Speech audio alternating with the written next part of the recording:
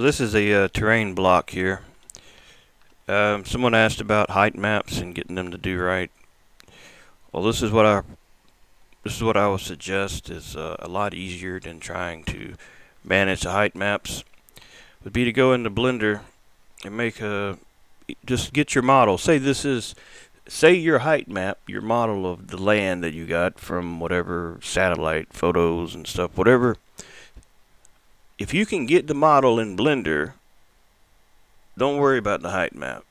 Just export the model as a DAE into your level and import it in through the asset browser.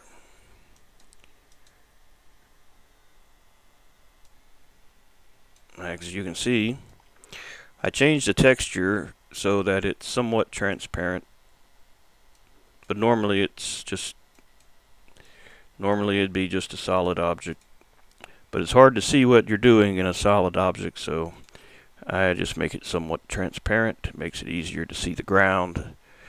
And I use the tool up to mesh. And as you can see, it pulls the terrain up to the mesh.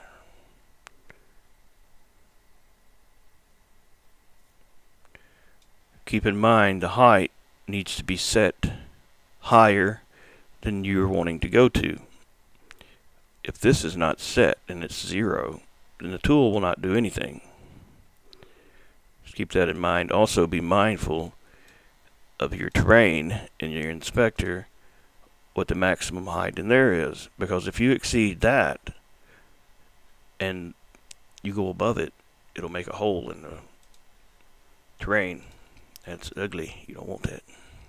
But you can see how I can just put that there, and lo and behold, there's a terrain. You got that new shape. That'd be probably hard to do in here using the regular tools. As you can see over here, just another little couple quick things I just did in Blender using the sculptor. But yeah, you can get your terrain in there. Export it as a DAE. That way, it'll be right. Then all you got to do is the terrain block for this was just a solid color. Like what I imported for the height map. Well, it was just, this particular one, it was 4096 by 4096. And it was solid black, mode, grayscale, precision, 16-bit integer.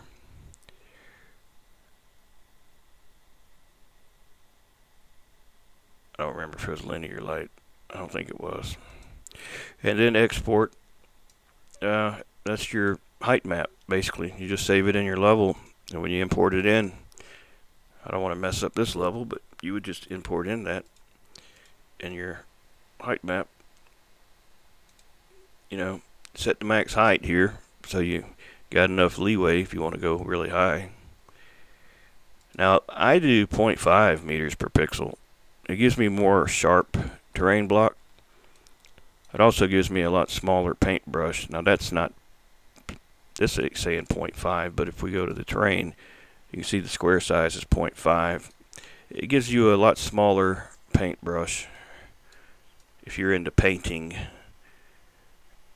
And it also makes the ground little blocks a little smaller too. So if you want to be more of a sculptor, you can be. Oh, there's something else I realized. This came with a recent update. This is old average height smooth. What it does is takes the height at the highest and lowest point and smooths, kind of like if you were pinching them on both sides with your thumb. It's one way to think of it. It's just a different kind of smooth tool. And the other smooth tool is the other one that just smooths like that. Oh, another thing. You may see this before, this average slope. This is a good little tool that'll average slope something. What I found out, if you are at the lowest point of the map, your level where you can't go any lower, like say you done dug down as far as you can dig, right? If you use this tool on an area that's on that, it's going to throw up the ground up there like that.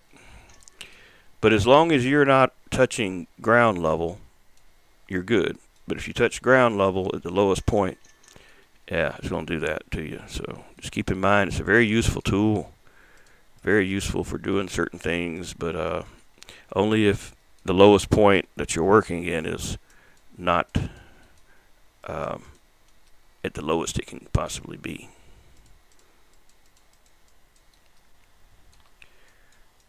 I realize that don't look good.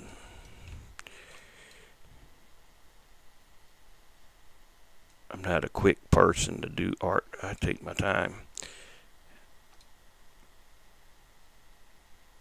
I don't even know what that looks like. Don't look like nothing. It's like a bunch of clay. So yeah, that's it. I can't think of nothing else. Oh yeah. If you do use this, align up to mesh, you can also go down. Say your ground is above the mesh. You can tell it to go down to mesh.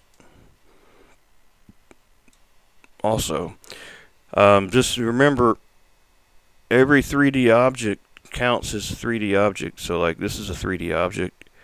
If you got a mesh road, or if you got a other 3D meshes in the scene, like say the forest, you got a forest tree, from the forest tools, and you use this tool near it, it's going to bring the mesh up to the leaves.